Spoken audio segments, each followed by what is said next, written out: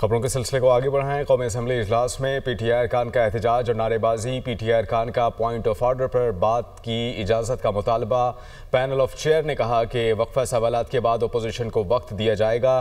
اس کے علاوہ یہ بھی کہا گیا کہ طارق فضل چودھری نے کہا کہ وقفہ سوالات تو ہوتا ہی اپوزیشن کا ہے، ظلم کے یہ ضابطے ہم نہیں مانتے۔ اسی پر بات کریں گے، فوزیہ علی ہمارے ساتھ موجود ہیں۔ فوزیہ، مزید کیا کہا گیا ان کی طرف سے؟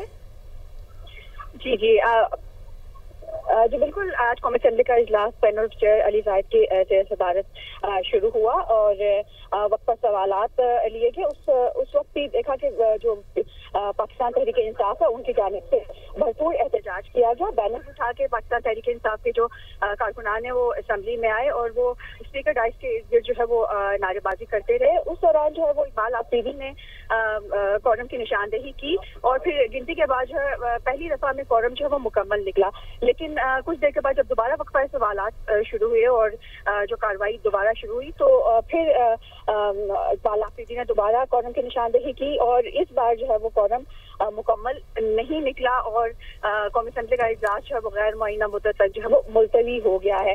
آج ہم نے دیکھا کہ قومی اسمبلی کے اجلاس کے دوران جو ہے وقفہ سوالات کے دوران بھی جو اپوزیشن جو ہے وہ بھرپور احتجاج کرتی رہی، نعرے بازی کی گئی، بینرز اٹھا کے اسپیکر ڈائس کے گرد جو ہے وہ کھڑے ہو گئے، جمع ہو گئے، نعرے بازی بھی کی گئی اور بینرز اٹھا کے احتجاج کیا گیا۔ فوزیہ علی آگاہ کری تھی، آپ کا شکریہ۔